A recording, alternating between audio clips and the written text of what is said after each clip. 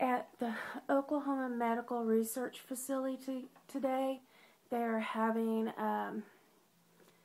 like a tour. They study systemic lupus and other systemic diseases, I believe, or rheumatic diseases. I'll know after I go today. But they're going to, I believe, talk about the clinical trials that they have going on there and show like where they do their genetic testing and all that for lupus. And so Dwayne has taken off. I'm trying to break out in a prednisone sweat. And it's like, please God, I don't want to be all sweaty going into public. My forehead's already getting wet, and I do not like prednisone sweats. They have to be one of the worst things.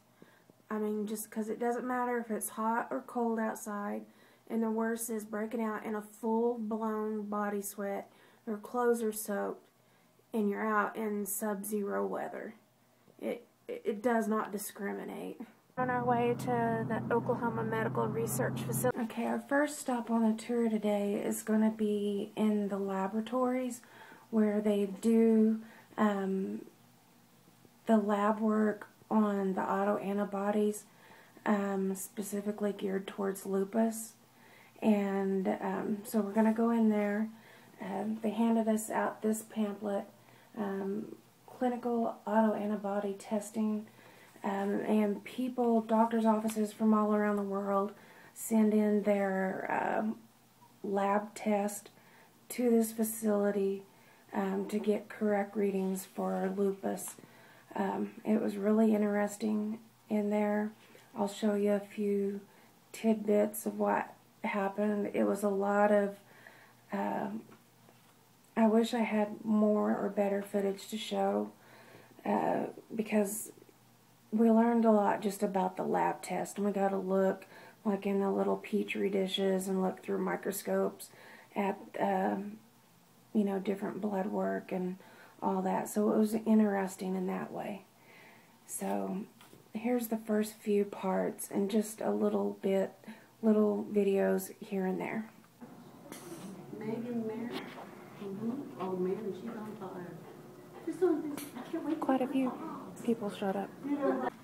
It's a new part of the research facility that's going to open in 2011. This is a lab facility in the OMRF. So far, this tour has been fairly interesting. I'm just seeing the different labs, and you know, they show how they do that testing for the ANA titer and the antiphospholipid and anticardiolipin test, and you know, just the different things like that. I did ask about the seronegative lupus versus the seropositive lupus, and there is no seronegative lupus. That's what they said, plain and simple. No seronegative. If there's not the antibodies there, there's no lupus. After touring the OMRF, Oklahoma Medical Research Facility, we headed to another building, which is the Lupus Repository, Lupus Family Registry and Repository. And they gave us this information. And I'll put contact information at the bottom in my comments. But this is very important, and just watch my videos and I'll talk some more. My name is Joshua Juan, and I've been here for 5 years. So the first thing, when we receive blood from participants, after Anya and her group consult, beg, and finally we get the blood samples, we receive them every morning, Tuesday through Friday. Is what you call the chip. That chip, each chip has probes. These probes contain different variations. These probes they are made in such a way that once you put your DNA in that probe, then you can carry out extensions. and then you have a big fragment, and each probe is made in such a way that it can detect if there is variation.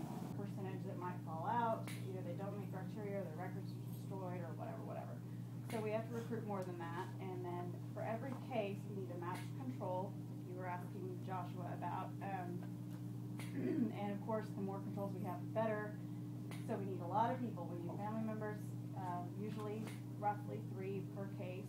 So ideally, 2 parents and a sibling. If there are families you know of who have more than one lupus patient in the family, those are rare and really advantageous to research. You need how many videos?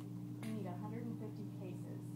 I'm her clinic coordinator, and here we conduct a study where we have patients come into a one-day clinic, and they see a rheumatologist, an ophthalmologist, and a dentist, and they all get a full examination by all of our physicians. It takes anywhere from 2 to 4 hours. They get blood, urine, tears, and saliva from them. We give them all of their test results back, and they get paid $50 for their time and their effort, and then we just try to help them, in the fact to see if they have Sjogren's or not. And therefore, we get their DNA, and in exchange, they get paid and their test results. And it's about a $2,000, service provided to them for free. And right now, we have about 700 patients who have had this come through the clinic and participated. So that's really helpful. So if any of you know anybody with dry eyes or dry mouth, Also, in the testing, there's 2 different testings. The one is for the lupus, for lupus, and they send you the package, and you do all the lab work, locally at your own lab, and you receive $35 compensation for that. Also, you receive your test results. And for the Sjogren's, you have to, I believe, come into the clinic there. I'm not 100% sure, because you see 4 different doctors, 4 different specialists. You'll see an ophthalmologist, a dentist, I believe an endocrinologist maybe, and a rheumatologist. And it takes 2 to 4 hours, and like she said, it's a $2,000 exam, and you're getting it for free. Not only for free, they pay you $50 for your time for coming down. Also, you get all your test results. So they're really definitely things that you need to look into.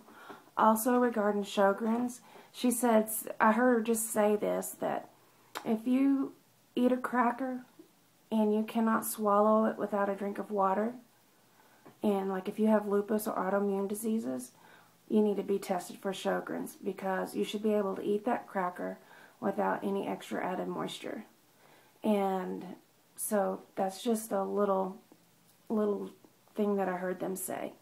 But I'll put websites and phone numbers down in my comments. So it was a very eventful day, a very good day. And I asked her, because, dry eyes, I have Sjogren's, but my eyes water constantly. You just saw the tears. And she said that's normal with Sjogren's, and which, it is. But you think that your eyes are going to be dry, they're not going to be water. But she said it's because, my tear ducts are clogged up. So that's the reason for that. But I haven't done the Sjogren's genetic testing yet there at the facility, but I am going to do it because it is research, and they need patients, they need healthy control subjects also.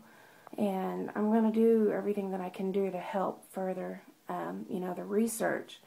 But on this one, I'm going to have to wait probably till I feel a little bit better, because they do a lip biopsy as part of it, and I just want to be feeling my best before, it's nothing major to be done, but, I have no immune system right now, very, very lowered immune system, so I got to watch out for that. So, enough of me talking, and it is time for bed. I've got to get up bright and early for my infusion tomorrow. Not looking forward to it at all, since I've been running the fevers and not feeling well, but hopefully everything will go good. So I'll see you guys in the next video.